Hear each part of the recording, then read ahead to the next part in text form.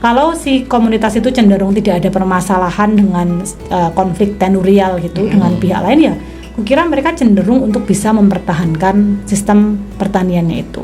Tetapi ketika berhadapan dengan para pihak yang mau mengambil tanahnya, apalagi dengan cara sistematis, terstruktur dan meluas, ya apalah daya dia untuk mempertahankan itu. Padahal sebetulnya wilayah itu kan menentukan identitas ya. Kalau konteksnya sekarang sebenarnya pemahaman tentang kedaulatan pangan itu apa? Yang mau dikejar itu apa?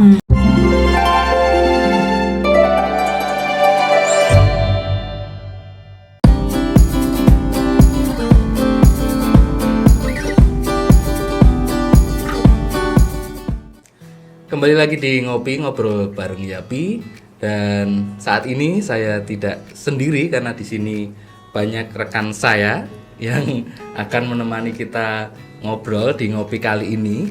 Di sebelah saya ada rekan saya yang kata banyak orang itu mirip artis Korea. Di sini sudah ada Mas Daru. Halo Mas Daru, apa kabar? Baik, Mas Yosi, terima kasih. Ya. Di sini juga sudah ada Kak Vera. Halo. Dan tentunya menemani ngobrol kita di ngopi sudah ada tamu istimewa. Istimewa sih. Kayak telur. Jauh-jauh dari Jogja ke Solo tadi naik kereta. Sungguh perjuangan yang luar biasa ya. Demi ngopi teman-teman. Ya, di sini sudah ada Mbak Sartika. Halo Mbak Sartika, apa kabar? Halo Daru, halo Yosi, halo Vera. Ya, di sini nanti kita akan ngobrol santai gitu ya. Kita akan membahas ya beberapa hal mungkin terkesan random, tapi semoga itu bisa memberikan banyak informasi buat teman ngopi semuanya ya. Dan di tanggal 16 Oktober kita akan sama-sama memperingati ada Hari Pangan Nasional di situ ya. Jadi nanti kita akan banyak ngobrol terkait dengan hal tersebut. Mungkin akan kita mulai dengan beberapa kegelisahan dari masing-masing kita yang ada di sini ya. Mungkin bisa menyampaikan terlebih dahulu dari Kak Vera mungkin terkait dengan apa yang digelisahkan gitu terkait dengan kondisi di lingkungannya. Silahkan Kak Vera. Sip, makasih Kak Yosi. Jadi teman ngopi sekalian, ada sedikit ya, anggap aja sedikit kegelisahan. Kebetulan saya dari SMP itu tinggal di daerah rumah kakek dan nenek, itu di daerah Delanggu, dimana mungkin seperti kalian tahu Delanggu itu dicap sebagai lumbung padi atau lumbung sawahnya Jawa Tengah, tapi nyatanya hari ini berubah. Kenapa berubah? Satu hal yang menjadi catatan itu masuknya pabrik di sana. Itu hal yang cukup signifikan. Kenapa? Karena yang dulunya kami di masing-masing daerah itu memiliki sumur-sumur sendiri, tapi sekarang sumur itu ada yang tiba-tiba mengering, kemudian ada yang tiba-tiba berwarna kuning keruh, terus ada juga yang bercampur pasir seperti yang ada di rumah kakek nenek saya. Lah pasca sumur-sumur mulai dengan bercampur dengan berbagai hal itu, kemudian masuklah PDAM, di mana kita yang biasanya menikmati air secara gratis, kemudian kalau masuk PDAM itu mau nggak mau, suka nggak suka berbayar. Itu satu. Yang kedua terkait sawah atau dalam hal ini tanaman padi, itu kalau saya melihat karena kebetulan di keluarga kami itu ada sawah, tapi kami memperkerjakan orang untuk menggarap. Kami punya penggarap sawah. Itu semakin kesini itu semakin sedikit hasilnya. Kenapa dibilang semakin sedikit? Alasan utama itu pasti hama. Hamanya macam-macam, tikus, kemudian belalang, kayak gitu. Itu yang sering. Lah waktu saya dulu sempat bukan dalam waktu dekat ya, tapi sempat mengobrol dengan penggarap ini, ada temuan bahwa kenapa kok hasil pertaniannya menurun, kemudian hama itu kok cepat nggak mudah berlalu, karena saya pernah melihat juga sempat ada penanganan serius yang dilakukan oleh para petani di sana. Kalau waktu itu hama tikus, kemudian ada yang memulai menggunakan burung hantu, burung hantu sebagai predator alami dari tikus. Tapi itu ternyata juga nggak begitu berkurang secara signifikan. Lah, hal yang paling utama itu ternyata bagaimana setiap sawah ini dipaksa untuk berproduksi lebih cepat. Jadi dalam 1 tahun itu bisa lebih sering. Lebih sering. Jadi dalam 1 tahun itu bisa panen paling enggak 3-4 kali ya, 3-4 kalian. Di mana tanah yang harusnya punya waktu untuk istirahat, diam, untuk memproses sendiri si tanah ini, tetapi diberi pupuk, kemudian setelah selesai panen besoknya harus segera digarap lagi supaya untuk mengejar hasil yang diinginkan oleh petani.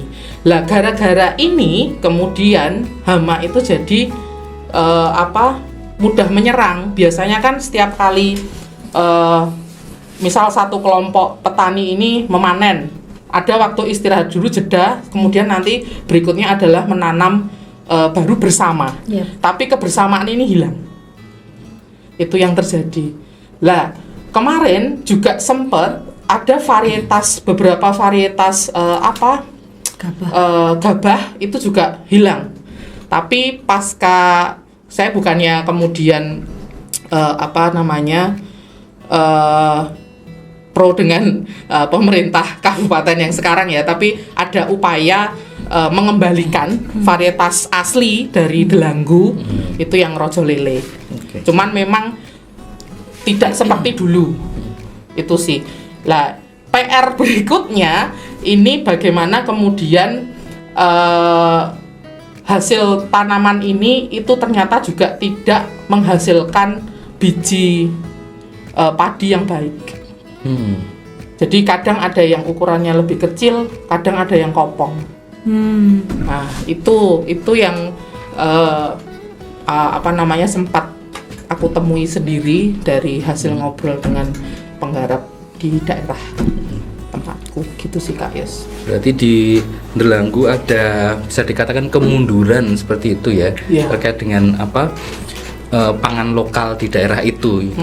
Dimana di situ yang seharusnya dimunculkan tapi malah justru semakin menurun gitu, baik itu jumlah maupun secara kualitasnya gitu ya. Dan mungkin tambahan sedikit, berikutnya adalah ada proyek PSN. Seperti kita tahu, proyek PSN-nya itu adalah pembangunan jalan tol Solo Jogja, dan Delanggu menjadi salah satu wilayah yang terkena dampak.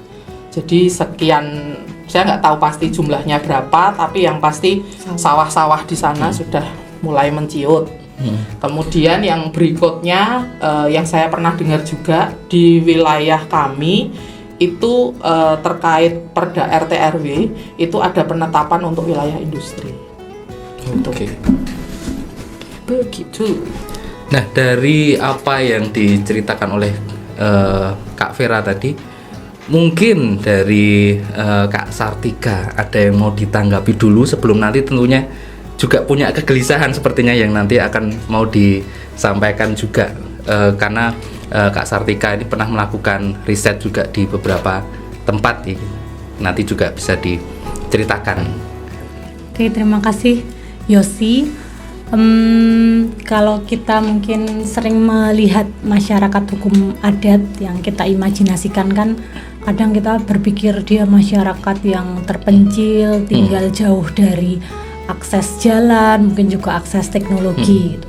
Tapi sebetulnya kalau teman-teman datang pergi sedikit aja ke daerah Banten, itu teman-teman bisa bertemu dengan komunitas Baduy. Kalau teman-teman pernah dengar, mereka komunitas yang kalau Baduy dalam pakaiannya hanya pakai baju putih atau pakai baju hitam, dan mereka juga tidak menggunakan sandal, jadi mereka selalu pergi kemanapun nyeker. Nah kalau Baduy luar ada, mereka juga kadang-kadang pakai baju warna biru, kemudian juga memakai sandal.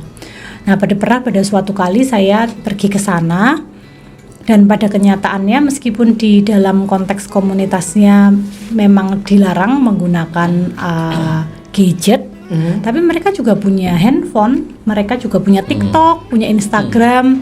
Bahkan saya melakukan pembelian madu dari orang Baduy dalam melalui WA dan akan dikirimkan lewat jasa pengiriman, dan saya akan mengirimkannya lewat, mentransfer uangnya lewat bank, jadi tinggal transfer aja. Nah dengan begitu kita melihat bahwa masyarakat hukum adat itu juga berinteraksi dengan pihak luar untuk melakukan transaksi jual beli hasil-hasil buminya. Dan ketika saya bertanya pada masyarakat Baduy apakah untuk memenuhi kebutuhan sehari-hari mereka bisa menghasilkan semuanya sendiri dan tidak perlu membeli, ternyata juga tidak. Mereka juga kalau untuk kebutuhan adat gitu, mereka berusaha mengusahakannya sendiri. Tetapi untuk kebutuhan sehari-hari ternyata hasil panen atau pertanian mereka itu tidak mencukupi, sehingga mereka harus bekerja, utamanya yang laki-laki, karena kan perempuan secara umum di sana dilarang untuk meninggalkan rumah mereka. Jadi lingkungan hidupnya ya hanya di sekitar rumah itu. Nah, sedangkan laki-laki yang kemudian pergi untuk misalnya membawa tamu, bahkan laki-laki Baduy yang nyeker itu yang kemana-mana jalan kaki, bisa kalian temukan waktu di Jakarta atau di tempat-tempat lain. Nah, hasil-hasil dari kerja-kerja mereka melakukan pariwisata, mendatangkan tamu ke rumah atau menjual hasil bumi ke tempat lain, itu yang digunakan untuk membeli kebutuhan-kebutuhan rumah tangga. Bahkan anggota masyarakat hukum adat Baduy atau komunitas Baduy itu juga ada yang membeli tanah di luar wilayah hukum adatnya, di luar wilayah adatnya, dan tanah itu kemudian juga dia usahakan untuk memenuhi kebutuhan sehari-hari. Jadi artinya kita tidak lagi sebetulnya melihat ada komunitas yang terisolasi, karena pasti ada interaksinya. Minimum anaknya misalnya beli ke Indomaret tuh, ada loh bahkan Indomaret di terakhir gate terakhir, gapura terakhir sebelum masuk ke komunitas Baduy luar itu ada Indomaret di situ. Dan ya dia jajan gitu, beli makanan, beli apa di sana. Jadi kalau teman-teman mau melihat bungkus permen, bungkus sosis tuh misalnya, yang apa air mineral itu dijajakan di sana. Nah dengan begitu kan kita melihat bahwa ada pertukaran itu jenis makanan, dan mungkin juga itu berkontribusi terhadap, mungkin dulu mereka nggak sakit gigi gitu. Nah kali sekarang karena ada makanan-makanan yang kemudian mereka konsumsi yang sebelumnya tidak dikenal juga berpengaruh. Jadi itu yang saya lihat dan saya amati paling tidak di salah satu komunitas yang ada di Jawa. Gitu. Nah tadi kan disinggung, mungkin teman ngopi belum banyak yang tahu, belum banyak yang paham juga tentang apa sih sebenarnya yang dimaksud masyarakat adat itu yang seperti apa. Karena kalau dari ceritanya Kak Sartika tadi, ternyata masyarakat adat itu juga sudah modern kok gitu. Karena kan kebanyakan orang mungkin berpikiran kalau masyarakat adat itu yang terbelakang kuno seperti itu gitu. Mungkin bisa dibantu dijelaskan untuk teman ngopi semua. Oke. Mungkin sebelum aku menjawab masyarakat adat seperti apa, nah mungkin Daru apa Yosi atau Vera juga boleh share kalau kalian dengar istilah masyarakat adat yang langsung terbersit di kepala kalian itu apa. Nah itu kan sebetulnya juga menunjukkan persepsi umum tentang apa yang dimaksud dengan masyarakat adat. Nah apa Ver? Mungkin tradisi kali ya. Jadi segala sesuatu tuh harus melakukan apa ya, kalau orang Jawa itu ada istilah umbo rampe, harus ada sesaji, harus ada prosesi lah, mungkin lebih tepatnya prosesi kali ya. Itu kalau ada di bayanganku ya. Jadi hubungan erat kaitannya dengan budaya, dengan tradisi, dan kalau mau melakukan sesuatu harus ada prosesi dulu. Oke, tradisi kalau kata Vera. Kalau Daru sama Yosi?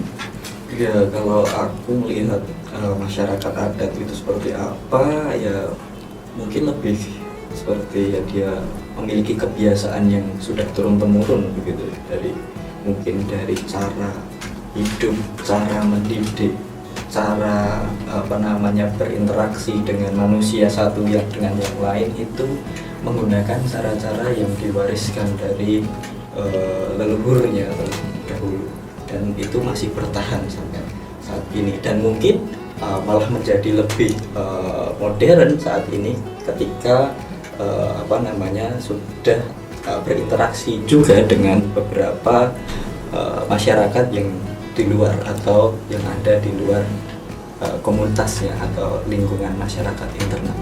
Mungkin itu kalau ketika mendengar tentang masyarakat adat yang pertama kali terpikirkan itu, saya bertanya-tanya sebenarnya kapan munculnya masyarakat adat ini gitu, dan kapan mereka itu muncul gitu, kapan mereka membentuk suatu istilahnya kan semacam organisasi gitu, kapan itu mereka munculnya itu. Oke. Gitu. Kalau Indonesia muncul kapan? Indonesia muncul. wah. Kalau kita ngomong Indonesia mungkin sebelum merdeka, sebelum Indonesia, nama Indonesia itu ada, seperti masyarakat dan kelompok-kelompok ini yang mungkin jumlahnya kecil atau ada yang besar sekalipun itu sudah ada. Dan makanya kalau aku tadi bilang itu turun temurun dari leluhurnya, mungkin dia sudah bertahan ratusan atau bahkan ribuan tahun yang lalu. Nah, kalau Indonesia tadi kapan berarti ada?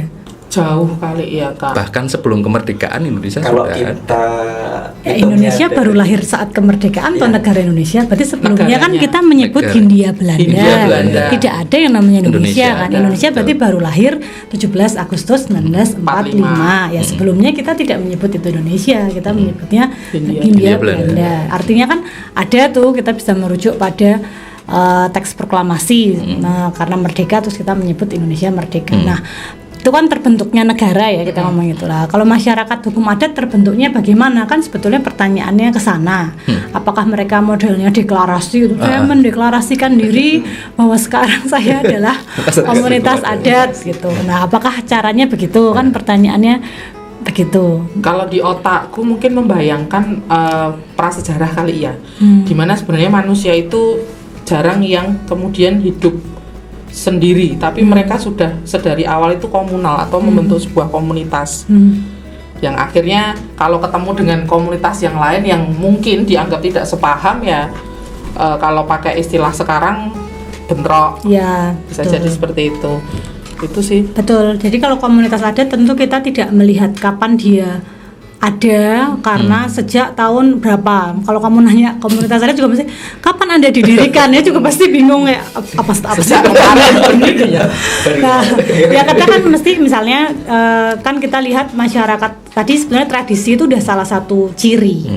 Nah, konteks masyarakat adat kita atau masyarakat hukum adat kita bisa lihat dari apakah dia secara, kalau kita ngomong teori gitu, ada teritorial dan atau genealogis. Jadi kita bisa lihat secara kewilayahan dan juga secara turun temurun. Nah, bisa jadi orang tinggal di situ sebagai pembuka tanah.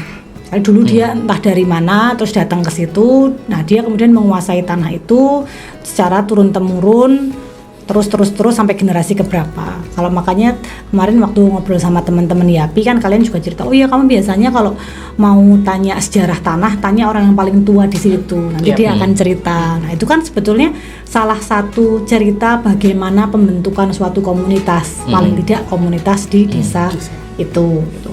Atau kalau kemudian secara genealogis, lah kenapa kamu kok masih mempraktikkan perilaku tertentu yang berulang. Misalnya bisa dilihat prosesi perkawinan. Nah, adat Minangkabau, adat Jawa, adat Batak itu beda-beda. Nah, sekarang aja udah ada yang kayak EO bridal. Nah, itu bahkan sudah make upnya kita lihat udah nggak make up pakai bahan-bahan yang tidak hasil bikinan pabrik kan. Nah, itu kan artinya prosesi perkawinan yang basisnya tradisi dilanggengkan bersama dengan berkembangnya industri fashion gitu kan misalnya. Nah, artinya itu bukan adat, itu bukan tradisi, itu kan juga adat dalam konteks tradisi. Misalnya kamu orang Jawa, apakah kamu tiba-tiba akan menikah dengan menikah model kawin orang Minahasa? Itu kan juga kayak apa sih kamu nih orang mana gimana gitu kan. Nah, itu tanpa kamu harus menunjukkan bahwa oh ini aku dari komunitas adat dengan penguasaan tanah bla bla. Artinya yang kita anggap sebagai masyarakat hukum adat bisa melekat dalam konteks kewilayahan, bisa juga melekat sekaligus dengan konteks keturunan, dan kedua-duanya bisa jadi sudah tidak saling terhubung, bisa juga saling terhubung. Jadi misalnya orang Batak gitu di Papua sana tanahnya udah jauh sekali dengan orang Batak yang di dalam konteks Sumatera. Tapi ketika dia mau menikah, namanya masih terus ikut kan di dalam dia pun di mana dia berada. Artinya kan adat hari ini pun juga terus berkembang seiring dengan perkembangan masyarakat pada umumnya, karena selain dia anggota masyarakat hukum adat kan dia juga warga negara dan sekaligus warga dari komunitas internasional. Nah, kalau begitu apakah bisa dikatakan kalau kita ini semua sebenarnya adalah masyarakat adat, atau ada yang membedakan antara masyarakat adat dengan masyarakat yang umum gitu? Kalau kita sebetulnya melihat dalam konteks hukum internasional, bagaimana pendefinisian masyarakat hukum adat itu prinsipnya adalah self determination. Jadi kamu bisa mengidentifikasi. Nah, kamu mengidentifikasi dirimu misalnya secara sederhana. Kalau yang dimaknai sebagai adat adalah tradisi, apakah kamu menjalankan tradisi tertentu? Nah, kalau jawabannya iya, kan kamu berarti bisa mengatakan bahwa ya sebetulnya aku tuh juga bagian dari masyarakat adat tertentu karena aku masih menjalankan tradisi yang diwariskan secara turun-temurun oleh siapa. Ya kan? Nah, tetapi konteks yang kita bicarakan sering dalam masyarakat hukum adat itu kan jadi sempit karena kita meletakkan masyarakat hukum adat dalam konteks wilayahnya kan. Padahal kita kalau melihat masyarakat hukum adat itu kan juga ada berbagai macam praktik-praktik, kebiasaan, pengetahuan, kepercayaan, model-model perkawinan, pewarisan, dan banyak ekspresi-ekspresi yang lain yang sebetulnya juga dihasilkan dari pengetahuan yang secara turun-temurun. Termasuk kalau dalam konteks kedaulatan pangan, tentu saja dalam keterampilan bercocok tanam atau juga keterampilan mungkin juga melaut, kan juga ada tuh komunitas di Nusa Tenggara Timur yang memburu paus secara, dan itu kan juga tidak bisa dilakukan di sepanjang waktu. Mereka juga artinya punya pengetahuan sendiri kapan boleh dilakukan dan dengan cara apa. Nah, kalau begitu seberapa besar pengaruhnya sebenarnya masyarakat adat ini sendiri itu terkait dengan ketahanan pangan lokal gitu? Kalau lokal dalam konteksnya di dalam internal komunitas itu sendiri, saya kira pernah pada suatu masa ya mungkin kita menyebutnya, pertanian itu kan pertanian subsisten yang mereka bertani ya tidak untuk berdagang, tidak menjadi komoditas ya istilahnya. Untuk pemenuhan hidup. Ya betul ya, orang tuh bertani untuk memenuhi kebutuhannya sendiri-sendiri gitu. Jadi dia tidak bertani dalam konteks untuk menghasilkan suatu komoditas yang bisa dijual. Nah, tapi dalam perjalanannya kan dengan tekanan pasar, kalau misalnya kita lihat di dalam sejarah masyarakat Jawa sendiri, bagaimana juga kita pernah ngobrol yang kemarin itu, kenapa kok sistem pajak di dalam konteks Jawa lebih rapi dibandingkan dengan sistem pajak tanah yang ada di luar Jawa. Ya karena itu juga ada pengaruhnya bagaimana pemerintah Hindia Belanda mengorganisir tanah yang mengadministrasikan tanah yang ada di dalam konteks Jawa. Dulu mungkin juga orang menguasai tanah dalam konteks klan atau dalam desa itu ya secara luas. Tetapi ketika ada pajak kan orang jadi harus membayar pajak. Artinya semakin luas tanah yang kamu kuasai, semakin tinggi pajak yang kamu bayarkan. Belum lagi ketika ada tanam paksa, dia harus menanam berapa persen dari tanahnya untuk komoditas tanam paksa, tanaman yang diwajibkan. Nah, belum lagi kemudian dia harus kerja rodi. Nah, kapan dia sempat untuk mengolah tanahnya untuk pertanian-pertanian yang digunakan untuk memenuhi kebutuhan sehari-hari. Nah, di sini kan kita juga apalagi belum kita membicarakan kopi, teh yang sebetulnya kita nikmati itu kan hasil dari perkebunan-perkebunan Belanda karena orang ditanam paksa dan diambil tanahnya dari anggota masyarakat. Jadi yang mau aku bicarakan konteks pertanyaan ya masyarakat menjalankan pertanian subsistennya itu sejauh mana dia berhadapan dengan pihak pemegang kuasa yang juga punya kepentingan atas tanah yang bisa dia gunakan untuk memenuhi kebutuhan sehari-hari. Kalau si komunitas itu cenderung tidak ada permasalahan dengan konflik tenurial gitu dengan pihak lain, ya kukira mereka cenderung untuk bisa mempertahankan sistem pertaniannya itu. Tetapi ketika berhadapan dengan para pihak yang mau mengambil tanahnya, apalagi dengan cara sistematis, terstruktur dan meluas ya, apalah daya dia untuk mempertahankan itu. Padahal sebetulnya wilayah itu kan menentukan identitas ya. Bagaimana kemudian dia mulai dari makan aja itu kan sebetulnya menentukan kalau kita tuh menjadi orang yang seperti apa, kan itu juga bisa dilihat dari makanannya ya. Waktu kemarin temanku itu riset ke Papua, mereka juga pas teman-teman di Papua cerita kayak iya dulu orang Papua tinggi-tinggi besar-besar, waktu kami masih bisa ambil makanan dari hutan. Intinya dia berdaulat atas tanahnya. Nah ketika kemudian tidak, kita lihat sekarang orang-orang semakin jadi kecil karena kekurangan gizi. Nah itu kan juga relate sama misalnya stunting. Kenapa kok bisa gitu orang di dekat daerah-daerah yang penghasil makanan, tetapi kok kualitas kesehatannya itu tidak cukup baik, bahkan juga kemudian tingkat pendidikannya rendah, padahal di sana katanya menghasilkan banyak makanan. Nah itu kan artinya ada berbagai macam faktor yang bekerja hingga kemudian suatu komunitas kehilangan misalnya kedaulatan atas pangan. Saya sendiri juga cukup. Ndaru dulu ya. Silakan. Mungkin mau dilanjutin dulu ya. Monggo. Kedaulatan pangan, soalnya yang jadi pertanyaan sekarang ketika awalnya bahkan sebelum Indonesia ini merdeka kan masyarakat ini kan sudah ada gitu.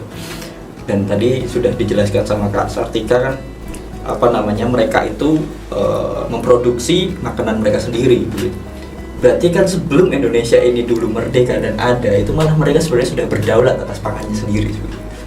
Tapi tadi di awal pas Kak Sartika bercerita soal Baduy tadi, ada bahkan mereka masih beli kok yang beras dan sebagainya. Lah apakah di situ ada penurunan produksi atau dari masyarakat Baduy sendiri mungkin sudah mulai meninggalkan pertanian atau mengurangi pertanian? Mungkin pengalaman dari Kak Sartika itu seperti apa? Bisa di-sharing ya? Tapi sebelum yang tadi kamu bilang tentang sebelum Indonesia berdaulat, di zaman Hindia Belanda lo lebih menderita banget. Coba bayangkan tadi kan di dalam, makanya kan kenapa kok kalau teman-teman membaca Indonesia Menggugat, kenapa sih kok Soekarno tuh gugatannya merdeka? Karena imperialisme itu tidak perbedaan kepentingan antara kemudian kita sebut saja bangsa Indonesia dengan bangsa kulit putih waktu itu, kan mereka ingin mengkolonialisasi, meluaskan kapital mereka ke Indonesia. Ya memang kalau kita baca buku Pram itu kan kita menjadi gabus, tempat di mana negara kolonial itu bisa tidak tenggelam. Nah, makanya kan kita kan maunya satu-satunya adalah merdeka, karena nggak bisa kalau kita tidak menyelenggarakan pemerintahan kita sendiri. Jadi kita juga tidak membayangkan bahwa pemerintah Hindia Belanda kemudian di zaman itu, aku tidak mengatakan semuanya, karena bisa jadi di wilayah-wilayah timur mereka tidak terlalu dipengaruhi gitu. Tapi di dalam konteks Jawa tadi dengan adanya tanam paksa, kerja rodi, ya mereka belum lagi wabah ya, itu juga mereka benar-benar menderita gitu di saat-saat itu. Nah, kalau kemudian kita melihat konteks yang hari ini, ya seperti aku bilang tadi kan, pertanian yang subsisten itu kan kemudian berkembang karena misalnya komunitas Baduy tadi, ya mungkin secara waktu juga mereka tidak bisa 100% untuk mengurus ladangnya, karena mereka juga melakukan berbagai macam kegiatan-kegiatan pariwisata gitu misalnya. Jadi secara waktu saja kita sudah melihat tidak melulu mereka mengerjakan pertanian. Nah, kita mungkin juga perlu melihat lebih dalam, apakah juga ada misalnya penurunan kualitas tanah atau juga berbagai macam faktor. Tapi yang menurutku kemudian kita lihat bukan dalam menurun dan naik, tapi ada dinamika gitu loh. Artinya ketika mereka berinteraksi dengan pihak luar, mereka juga melihat bahwa komoditas-komoditas yang ada di dalam dihasilkan oleh komunitas itu tuh bisa dijual. Durian itu kan, durian Baduy cukup terkenal ya, madu juga. Nah kan berarti ada pertukaran Artinya mungkin kita juga perlu melihat apakah keberdaulatan itu semuanya harus dihasilkan sendiri, atau kemudian juga ada pertukaran-pertukaran tetapi itu sesuatu yang sustain dan bisa kita andalkan gitu misalnya.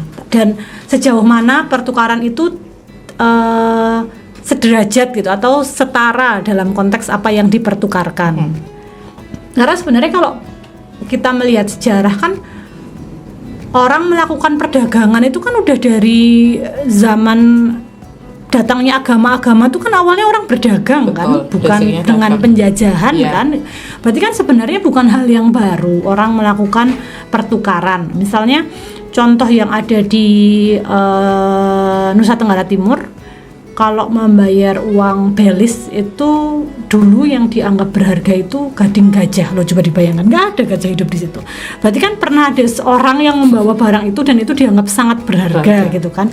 Artinya sebenarnya bukan hal baru gitu loh. Terjadi pertukaran itu tidak hanya di zaman ini, dan itu sudah selalu terjadi bahkan di zaman ya ribuan tahun yang lalu. Nah sekarang pertanyaannya cuma apakah itu membuat relasi yang sangat timpang sehingga jadi ada ketergantungan, atau itu sebetulnya malah membuka perspektif yang lebih luas bahwa ada berbagai macam alternatif yang bisa menjadi penggantian. Jadi sebetulnya kita perlu agak lebih kritis. Misalnya kalau kita kemudian membicarakan pangan lokal, kan sebenarnya manusia di mana aja itu kan ya kebutuhannya kurang lebih sama toh, perlu makan protein, perlu makan karbohidrat, perlu makan sayuran gitu.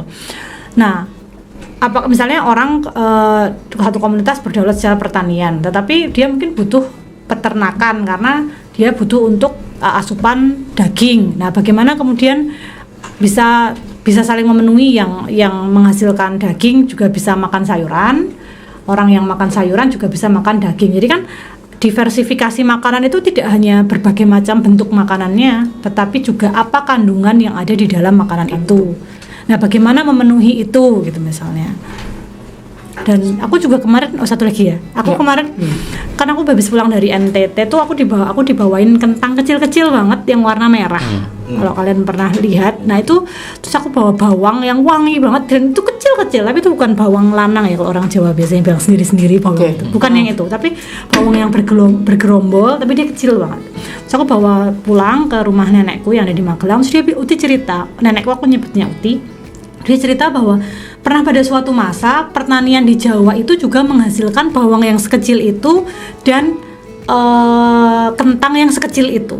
Tetapi dalam perjalanannya bawang dan kentang yang sekecil itu tidak laku di pasar. Makanya petani secara umum di lingkungan nenekku itu tidak lagi menanam bawang dan kentang yang seukuran itu, karena seukuran itu tidak diterima di pasar. Jadi artinya kan tadi pertanian subsisten kemudian berkembang menjadi pertanian yang produk-produknya itu diterima atau tidak diterima oleh pasar. Nah, jadi artinya kita juga melihat konteks kedaulatan pangan, pertanian itu juga dalam konteks politik mikro dan juga politik makro. Terus nyambung nih, Kak. Tadi ngomongin kedaulatan pangan, kalau dalam konteks kekinian, kemudian menafsirkan kedaulatan pangan itu seperti apa? Kita nggak mungkin dong bilang bahwa kita mengolah sendiri, kita produksi sendiri. Apa kemudian kedaulatan pangan dalam artian kekinian, kalau menurut Kakak? Mungkin sebelum kita ngomongin apakah bisa terwujud lewat food estate mungkin?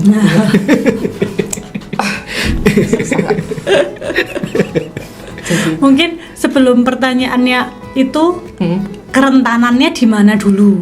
Bisa jadi. Nah, ya kan pertanyaannya kan di mana kerentanannya? Karena jangan misalnya begini nih. Orang biasa makan sesuatu bahan makanan. Terus dia diminta untuk berganti gitu. Itu kan juga tidak semudah itu kan, orang tuh berganti cara apa yang biasanya dia makan itu. Artinya ketika kita membicarakan misalnya nih contoh yang kemarin teman-teman tadi bicarakan, misalnya kayak apakah kita butuh impor atau enggak gitu. Nah, terus kan kita sebetulnya perlu mengakses lebih jauh tentang kebutuhan apa yang tidak bisa kita penuhi. Nah, terus kalau lebih jauh lagi, mengapa kita tidak bisa memenuhi itu? Di mana? Nah, artinya kajian-kajian terhadap permasalahan kerentanan itu kan tidak bisa dilihat dalam satu pendekatan saja, ya kan? Apalagi tadi contoh ceritanya dari Vera tadi kan juga misalnya di komunitas yang ada di Indelanggu tadi yang terkenal dengan berasnya, ternyata kan juga kompleks penurunan kualitas beras, tidak hanya karena ada jadi malah jargon visi misi pemerintah yang ingin membuat pertanian meningkat, tapi sisi lain malah satu mengizinkan perusahaan air minum beroperasi di situ, dua dia harus selalu berproduksi lebih daripada yang biasanya, tiga kemudian malah ada proyek yang mengambil tanah-tanah dari sawah-sawah. Nah, konsisten nggak tuh kira-kira Nggak paham. dengan jadi kan artinya kita tidak hanya melihat apa yang disebut sebagai kedaulatan pangan dalam konteks jargonik gitu loh, tapi kemudian kita juga mengakses ya artinya inkonsisten gitu, bagaimana satu sisi pemerintah menginginkan kedaulatan pangan tetapi di sisi lain kebijakan-kebijakan yang dilakukan itu tidak mendukung maksud dan tujuan tersebut. Nah, coba kita lihat lebih jauh. Kalau demikian kemudian siapa yang diuntungkan dan siapa yang dirugikan? Masyarakat mendapatkan apa dari situ? Terus ketika misalnya masyarakat yang kehilangan tanahnya yang biasanya bekerja di situ, lalu alternatif apa yang bisa dia lakukan? Nah, itu kan juga suatu hal yang perlu kita lihat dengan lebih jauh. Iya, harus digali lagi. Ya, betul. Kan makanya terus tadi aku bertanya, kalau konteksnya sekarang sebenarnya pemahaman tentang kedaulatan pangan itu apa? Yang mau dikejar itu apa? Kalau dulu kita memahami kedaulatan pangan, itu kan berarti apa yang kita tanam kemudian kita produksi itu bisa kita nikmati, paling tidak dalam skup komunitas terkecil kita, keluarga. Tapi kemudian kalau sekarang tadi nyambung juga statementnya Kak Yos bahwa pemerintah aja sampai bikin loh proyek food estate dengan konteks bahwa harapannya kedaulatan pangan di Indonesia itu terwujud. Lah ini sebenarnya kedaulatan pangan itu apa toh? Gitu loh. Dalam sisi yang mana? Karena kalau ngomongin beras, nyatanya yang diprogramkan dalam food estate bukan beras. Ya, betul. Gitu. Kemudian kalau masih ngomong beras juga, tidak semua wilayah di Indonesia makanan pokoknya juga beras. Sekarang juga mulai dikenalkan kembali ke makanan pokok yang dulu, misalkan telo, ubi, singkong, kayak gitu kan. Ya, dan itu kemarin juga waktu ngobrol sama teman-teman di Kupang, kan karena orang sudah terbiasa makan beras, kalaupun kemudian makan ubi itu kan jadi ada secara psikologis kayak aduh nggak kenyang nih Iya makan kan. ubi. Nah, terus dia sebetulnya udah lebih jauh mengusulkan ya kenapa enggak ubi dibikin tepung lalu dibikin bentuk yang seperti beras, kan bisa juga kan makanan artinya sebenarnya banyak hal itu bisa dilakukan sebenarnya, banyak alternatif itu bisa dipikirkan. Tetapi kalau kita sudah membicarakannya konteksnya makro, nah tentu kan perlu ada intervensi dari negara untuk membuat itu mungkin.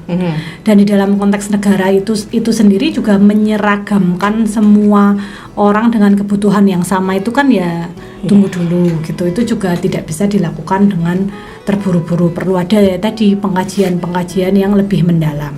Nah, apalagi kalau misalnya tadi kamu juga bahas tentang food estate, itu terus bagaimana tentang tanah yang digunakan untuk food estate itu bagaimana perolehannya itu. Terus ya kan itu perlu ada amdalnya kan, bagaimana analisisnya, mengapa dibuat itu. Nah, itu kan memang kita perlu bertanya Ya, bagaimana sejauh kemudian ini sampai nggak yakin juga ya kalau akhirnya kemudian pemerintah mau menggunakan AMDAL. ya Gitu kalau aja enggak sih. berarti kita bagaimana bisa menjawab pertanyaanmu tadi kan. Kalau aku lebih ini aja sih, mungkin opini kali ya Kak.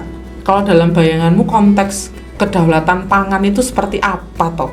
Dalam konteks kekinian yang terus selalu digaungkan itu loh. Kita harus berdaulat atas pangan kita. Apakah konteksnya itu tadi yang aku bilang makan harus dengan nasi, atau kembali ke dulu kita harus memproduksi sendiri, kita juga harus mengolah sendiri.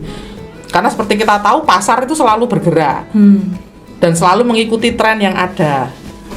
Kalau dari ceritanya Kak Sartika tadi yang saya tangkap berarti di sini ada yang namanya kedaulatan pangan dan ada juga kedaulatan tanah gitu. Nah, sebenarnya hubungan antara kedaulatan pangan dan kedaulatan tanah ini seperti apa gitu? Apakah saling mempengaruhi atau kedaulatan pangan tanpa kedaulatan tanah itu sama juga dengan nonsen seperti itu, anggaplah seperti itu. Saya sempat penasaran gitu terkait dengan sebenarnya berapa sih jumlah petani gurem di Indonesia itu, petani-petani yang dia tidak mempunyai sawah, dia tidak mempunyai lahan untuk digarap itu. Setelah saya cari-cari ternyata ada 60% lebih, 62, sekian persen itu ternyata jumlah petani gurem di Indonesia itu sejumlah itu. Nah, melihat data itu kan berarti masih ada ketimpangan ini terkait dengan kepemilikan tanah ini gitu. Nah, yang jadi pertanyaan saya adalah seberapa penting adanya distribusi tanah kepada masyarakat, mungkin masyarakat adat juga termasuk di dalamnya, itu yang mereka mengolah dan mengerjakan sawah itu. Oke. Ini pertanyaan Vera satu hal, pertanyaan Yosi adalah hal lain ya. Mungkin begini ya, saya kira tuh ada hubungannya antara kedaulatan pangan, terus penguasaan terhadap tanah, dan kedaulatan pangan tuh di mana? Mungkin kecilnya itu yang bukan kecil ya, tapi dalam konteks mikronya tuh terlihat dari angka stunting kali ya, menurutku ya. Kan kalau angka stunting Indonesia masih tinggi, berarti ada permasalahan terhadap pemenuhan gizi ibu hamil. Nah, kenapa kok ibu hamil itu bisa tidak terpenuhi gizinya?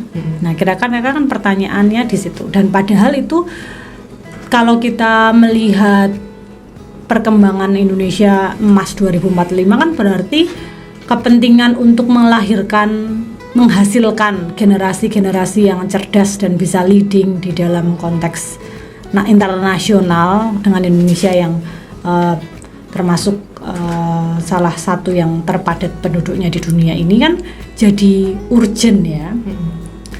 Nah, berarti pertama-tama mungkin impian tentang kedaulatan pangan itu ya kedaulatan atas tubuh, utamanya ya tentu tubuh perempuan, karena tubuh perempuan itu yang akan menghasilkan generasi-generasi yang selanjutnya.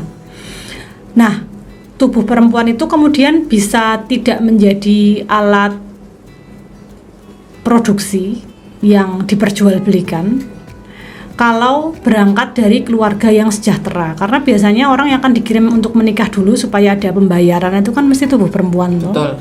Dan kenapa kok bisa begitu? Karena dia hidup di dalam keluarga yang miskin. Nah, kenapa kok keluarganya miskin? Karena misalnya penguasaan tanahnya semakin sedikit, sehingga sangat berat untuk dengan tanah yang sempit, terus dia harus memenuhi banyak orang di dalamnya. Tapi juga kalau kemudian dia sebetulnya dinikahkan lalu menikah juga dia akan bekerja apalagi gitu kan, itu seperti intergenerational poverty kan, kayak miskin yang muter aja gitu loh, itu kayak akan circle-nya akan berhenti di mana gitu.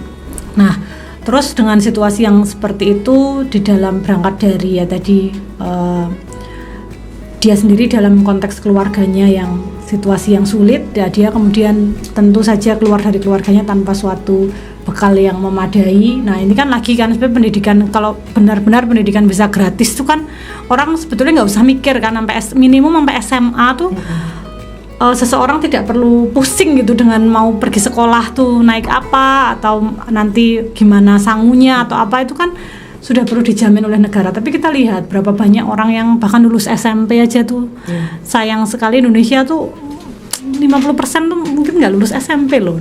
Coba kita cek data BPS tuh tentang itu. Nah, gimana kok bisa situasi menjadi seperti itu? Nah, terus generasi seperti apa yang akan kita hasilkan ke depannya dengan situasi yang seperti ini? Nah, kalau sejarah petani yang kehilangan, jadi kedaulatan tadi itu aku ya mulai dari kedaulatan atas tubuh, karena kan, tapi pertanyaan gini lah, apa yang bisa kamu makan gitu kan sekarang. Kalau kita kembali pada tadi pertanyaannya, bertani sendiri tanahnya di mana? Orang nggak selalu punya tanah, terus kemudian orang kan jadi pekerja ya. Nah, bahkan kedaulatan atas pangan sudah digantikan atas Gojek, mesen kan apa-apa tinggal instan mudah gitu.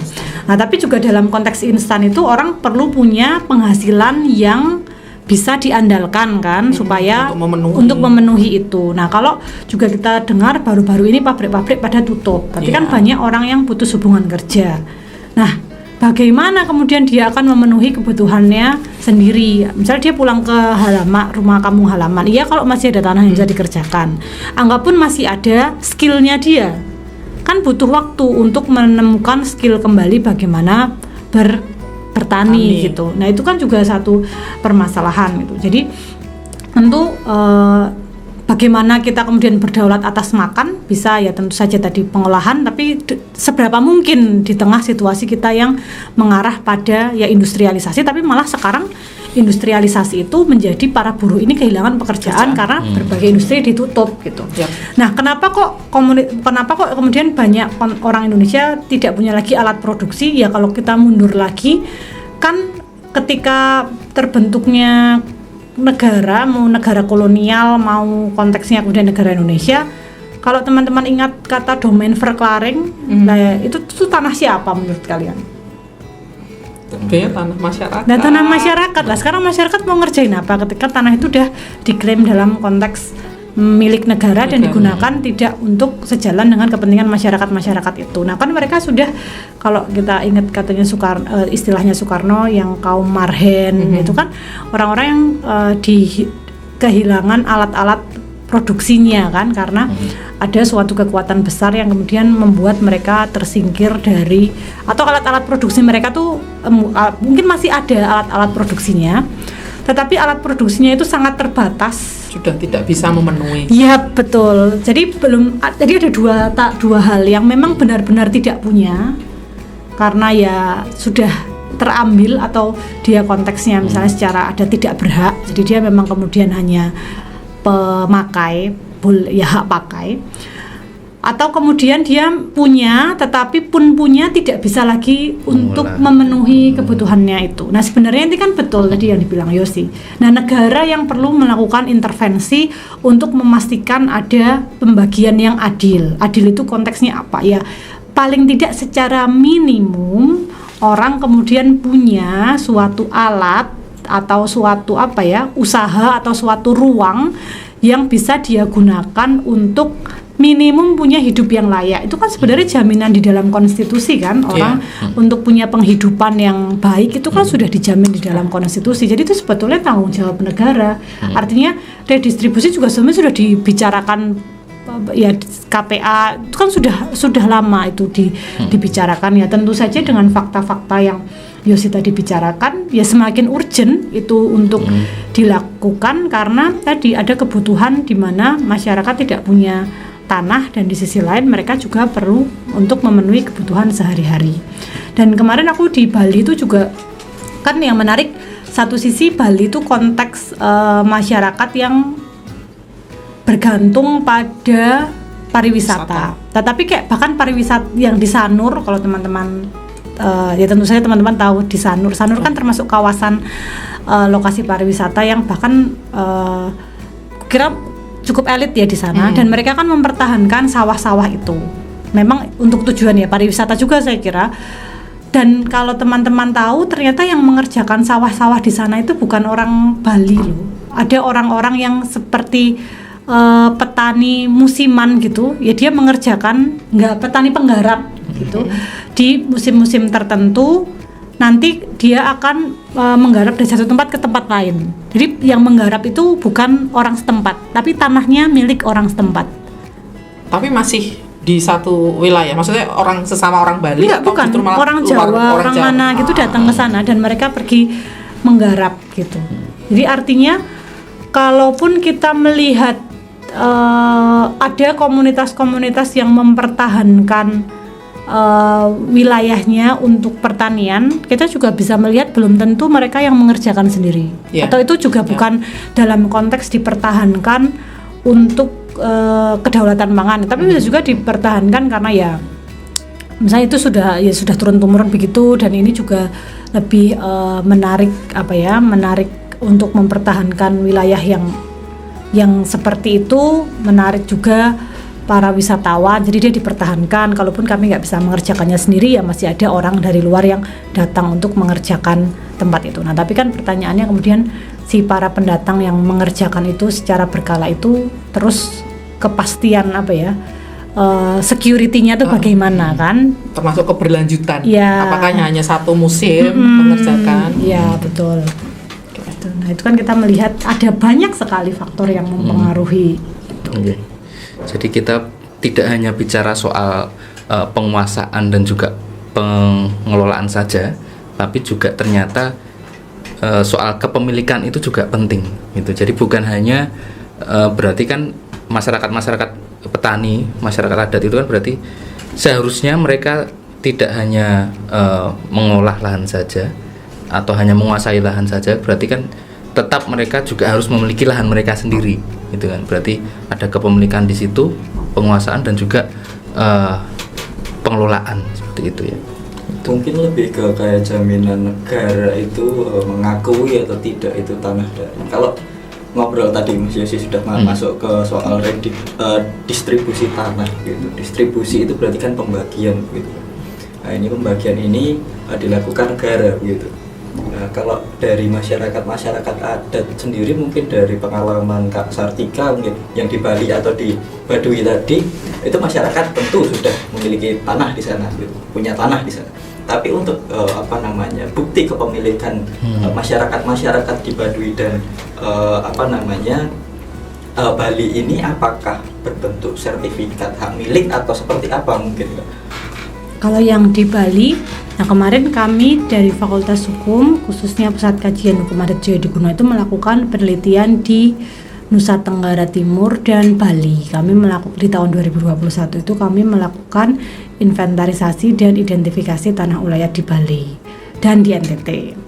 Nah, yang berbeda adalah kalau orang kan berpikir tanah itu terindividualisasi. Nah, kalau yang terjadi di Bali itu sebetulnya cenderung terkomunalisasi. Nah, mengapa kok tanah di Bali terkomunalisasi? Karena waktu PTSL itu yang di Bali itu yang diterbitkan sertifikat untuk desa, hak milik desa. Nah, jadi desa sebagai subjek pemegang hak atas tanah di desa. Nah, orang-orang yang ada di desa itu yang kemudian semacam menggunakan tanah yang ada di desa. Nah, kan artinya kepemilikan desa atas tanah itu menguat. Nah, itu kan sebetulnya aspek komunal. Kalau kita di dalam hukum tanah adat itu ada istilah bahasa Jawanya tuh muler mungkret atau mengembang menipis. Jadi kalau penguasaan tanah komunal itu menguat, maka penguasaan tanah individu itu menipis. Tapi kalau penguasaan atas tanah atas individu menguat, maka penguasaan tanah atas komunal menipis. Nah, yang menarik di Bali itu malah semakin menguat. Karena tadi sertifikat diberikan atas namanya desa adat, bukan perseorangan. Nah, itu juga mungkin di level perseorangan juga jadi ada orang yang kok jadi punya desa ya. Nah, itu tentu ada beberapa orang yang merasa ini kan milik aku. Terus tapi mungkin dari pihak desa ya kamu kan menggunakan tanah milik desa. Nah, yang begitu. Nah, nanti pertanyaan kan sejauh mana kemudian desa jadi memindahkan orang-orang dari tanah yang sudah dia kuasai secara turun temurun gitu misalnya. Sebentar tak potong. Aku agak bingung. Berarti ini termasuk rumah yang ditinggali itu statusnya juga punyanya tanah adat kah atau? Iya, bisa. Kan ada semacam zonasi gitu kan. Iya. Termasuk misalnya kayak kios-kios di pinggir jalan juga. Makanya yang orang khawatir kalau nanti kios-kios di pinggir jalan orang tiba-tiba dipindahin aja ke jadi punya siapa. Nah, itu jadi ada kekhawatiran yang semacam itu. Nah, kalau yang di dalam konteks MTT lain, pun tanah sudah tersertifikat atas nama individu, tidak serta-merta itu membuat tanah bukan dalam kewenangan adat. Kenapa? Karena tanah yang individu ketika dilarang untuk menjual tanpa sepengetahuan dari tetua adat, itu ada yang ditulis di sertifikatnya di satu komunitas di ND itu ada kayak dilarang untuk mengalih tangankan tanah ini kecuali harus sepengetahuan namanya mosalaki kalau di sana. Di Sabu itu juga saat Sabu atau Rote itu ada juga pun sudah ada sertifikat, tapi sertifikat itu juga tidak artinya anggota masyarakat bisa dengan bebas untuk menjual belikan tanah. Artinya pensertifikatan tanah tidak sama dengan artinya dengan melepaskan tanah perseorangan dari kewenangan komunitas gitu. Jadi ada metode-metode pensertifikatan pengadministrasian tanah perseorangan dengan pensertifikatan tanah. Nah, tentu saja di sisi lain memang dengan adanya sertifikat lebih memudahkan kan kalau misalnya ada jual beli. Tapi ternyata juga tidak sesederhana itu gitu loh dalam konteks adat. Kalau udah sertifikat maka bukan tanah adat, enggak begitu juga. Meskipun di beberapa komunitas tanah adatnya yang dalam konteks komunal sudah tidak ada karena semua sudah dibagi-bagi dalam milik perseorangan. Itu juga ada. Nah, yang biasanya kemudian menjadi complicated itu ketika ada konflik dengan ya pihak internal sebetulnya juga bisa karena ada berbagai kepentingan tentu saja yang ada di situ. Karena misalnya kamu keturunan yang mana yang dianggap kemudian paling berhak. Karena sebenarnya saya juga melihat ketegangan di antara masyarakat untuk siapapun tidak berhak itu juga baik dalam konteks bahwa berarti tidak ada siapapun yang berhak untuk memperjualbelikan tanah. Semua orang berhak sekaligus semua orang tidak berhak gitu. Jadi kita sama-sama melihat satu sama lain apa yang kamu kerjakan gitu. Jadi jangan dibayangkan dalam konteks penguasaan adat oleh masyarakat hukum adat di dalamnya itu juga tidak ada konflik. Ya di dalamnya mereka juga ada konflik sebagaimana kita lihat pun sudah ada sertifikat kan orang juga kadang-kadang konflik. Jadi ya pun padahal ada kesepakatan di dalamnya ya. Ya kesepakatan mungkin di zaman nenek moyangmu yang mana. Terus sekarang kan sudah generasi tidak ada pembaruan sekian sepengetahuan gitu kan. Teman-teman yang melakukan penelitian kemarin. Ya pun ada itu kan mungkin kamu ngomongnya terus aku berpendapat dulu tidak begitu. Kan itu juga bisa menjadi konflik. Apakah juga, kemudian tidak dituliskan gitu misal? Tidak semua juga kan itu konfliknya kadang kakak beradik. Tidak bukan orang lain apalagi adat kan paling tetangga-tetangga tuh ya sepupumu. Tetangga-tetangga tuh kan juga masih ya mungkin generasi ketiga gitu kan. Jadi yang maksud aku bilang konflik tuh wajar aja gitu loh. Kan kita ada hukum. Jadi artinya kita bisa menemukan cara bagaimana menyelesaikan konflik itu. Tetapi jangan dibayangkan bahwa di antara mereka tidak ada berkonflik, belum lagi nanti di dalam konteks mereka dengan komunitas yang di luar mereka. Di luar mereka tuh ya bisa sesama komunitas, bisa kemudian konfliknya struktural gitu kan. Nah, itu kan juga jadi berbeda ceritanya. Gitu. Ya, tadi juga disinggung soal ulayat tadi. Nah, itu kan kadang-kadang masalah istilah ini kita kadang-kadang belum masih terombang-ambing gitu. Kadang-kadang kita sendiri masih bingung ulayat. Kira-kira kalau kita bicara ulayat nih yang dimaksud kayak gimana ulayat? Soalnya kalau saya juga baca di undang-undang karena kita bicaranya tadi distribusi tanah dan sebagainya, undang-undang pokok agraria di penjelasannya itu kan menjelaskan bahwa bumi, air dan ruang angkasa di Indonesia itu juga diatur atau istilahnya hubungannya itu sama dengan seperti hukum hak ulayat begitu. Kira-kira ulayat ini seperti apa gitu? Kayak gimana sih kalau yang ini disebut hak ulayat, yang ini bukan hak ulayat? Maksudnya seperti apa? Oke. Hak ulayat itu kan sebetulnya basicnya tuh dia kewenangan mengatur atas wilayah. Nah, masyarakat hukum adat itu kan kalau kita melihat punya kewenangan publik. Nah, negara itu kan juga punya kewenangan publik untuk mengatur. Makanya kan sebenarnya tidak ada yang disebut sebagai hak milik negara. Kan negara tidak memiliki. Tapi negara kan menguasai tanah. Nah, menguasai itu caranya gimana? Salah satunya dengan membuat aturan. Nah, di dalam konteks masyarakat hukum adat kan mereka juga bisa membuat aturan. Misalnya, kalau negara bikin RT RW, masyarakat hukum adat kan juga punya RT RW, mana kawasan hutan, mana kawasan untuk pengembalaan, mana kawasan rumah, misalnya mana kuburan, kan juga mesti ada tuh. Di desa-desa juga mana misalnya kuburan ada, nanti lapangan sepak bola lain, terus misalnya kantor kepala desa di mana, rumah warga di mana, kan artinya spatial planning tidak hanya dalam konteks negara punya, dalam konteks masyarakat hukum adat punya.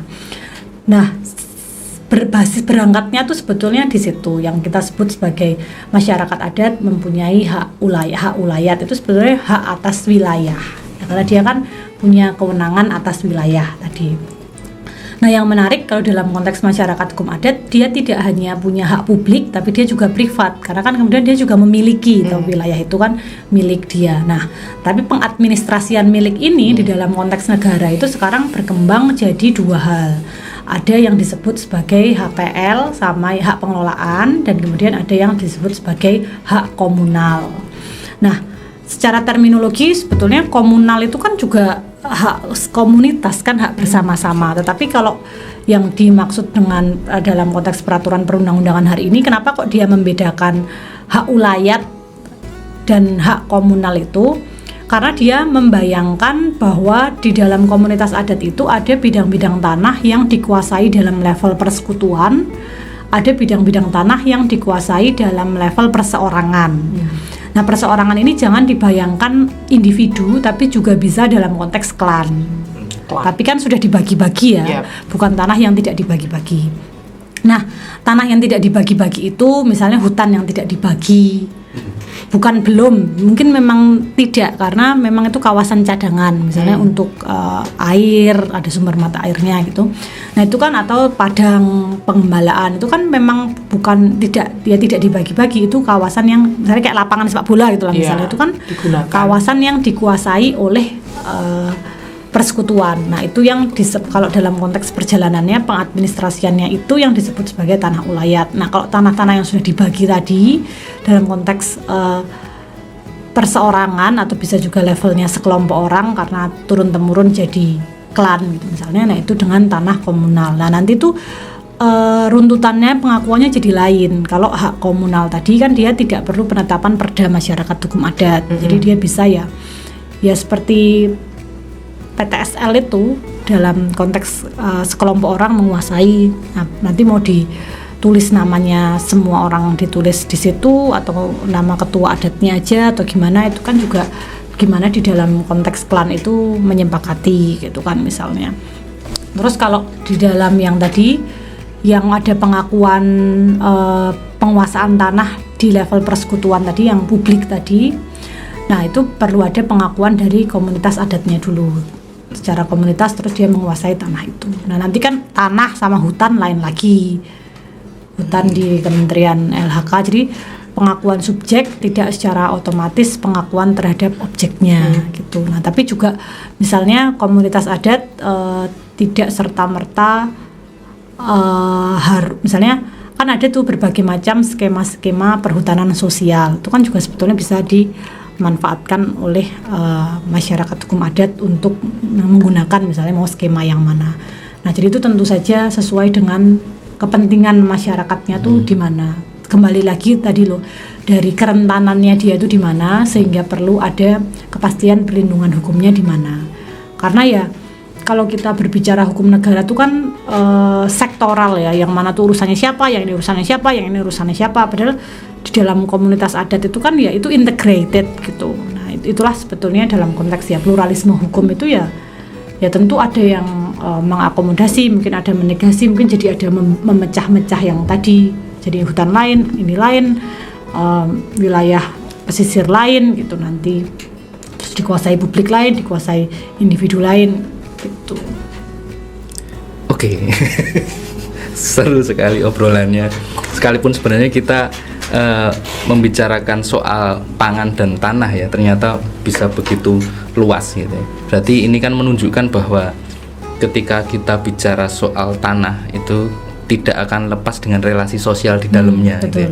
Baik itu antara manusia dengan alat produksinya, tanah itu sendiri, manusia dengan sesama manusianya, manusia dengan kelompok lain, ataupun manusia dengan negara mungkin. Satu lagi aspek spiritual itu kan juga dari dari tempat dia lahir kan, misalnya kayak Dewi Sri gitu, kenapa kok kan dilambangkan padi, itu kan juga sebetulnya ada aspek-aspek spiritual yang yang juga lahir dan berkembang karena kedekatan manusia dengan alam kan. Kenapa kok misalnya yang disembah itu misalnya mungkin ada ular ya, karena mungkin ular dalam konteks pertanian dia memakan hama, tikus gitu. Jadi juga sebenarnya aspek spiritual kita juga berkembang dari bagaimana kita berinteraksi dengan alam.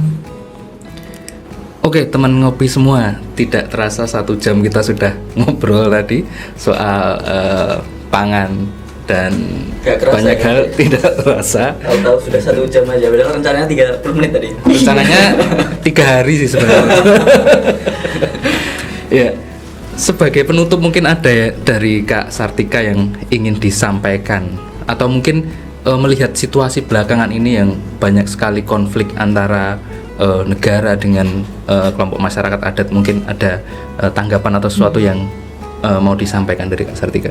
Oke, saya kira ke depan ini permasalahan akan semakin kompleks karena permasalahan tidak hanya dalam konteks level individual tadi, dengan yang kita bicarakan generasi yang selanjutnya lahir dalam situasi stunting gitu, karena ada permasalahan sejak dari bagaimana kebutuhan pemenuhan gizi ibu yang hamil itu kan sudah akan menjadi permasalahan panjang karena itu satu ya generasi. Nah, dengan situasi individu yang demikian, belum lagi konteks lokal dengan berbagai macam konflik struktural yang kemudian akibatnya karena orang-orang tidak terpenuhi basic kebutuhannya sehingga muncul konflik-konflik sosial, berbagai macam kejahatan dengan juga situasi nasional dan internasional yang seperti kita lihat. Nah, saya kira ini suatu kesempatan ya untuk kawan-kawan dan kita semua yang ada di civil organizations atau masyarakat sipil untuk ya semakin menguatkan barisan kita, karena masalah ini semakin kompleks, tapi dengan pendekatan pengetahuan kita hari ini yang juga kurang bisa melihat permasalahan itu kan menjadikan kita lemah dalam konteks menganalisis dan memahami situasi yang ada. Nah, padahal pemahaman yang utuh itu dibutuhkan untuk kemudian mencari solusi-solusi yang paling jitu untuk permasalahan-permasalahan yang mendasar gitu. Jadi saya kira ini juga ajakan untuk menggali gitu, dan juga untuk mencari alternatif-alternatif apa yang bisa kita lakukan, karena permasalahan-permasalahan ini tidak bisa diselesaikan dengan pendekatan-pendekatan tertentu dari bidang-bidang ilmu yang secara sektoral, tetapi butuh secara terintegrasi dari berbagai macam interdisiplin pengetahuan dan tentu saja pengalaman, karena permasalahannya sudah jauh semakin kompleks gitu. Oke, sekali lagi terima kasih banyak Kak Sartika sudah mau mampir di Ngopi, ngobrol bareng Yapi ini. Terima kasih, tepuk tangan untuk kita semua. Terima kasih juga untuk Kak Vera, Mas Daru yang sudah bersama dengan kita ngobrol-ngobrol seru hari ini. Terima kasih, sekian dulu ngopi kita kali ini, dan tentunya sampai jumpa di ngopi yang selanjutnya. Bye.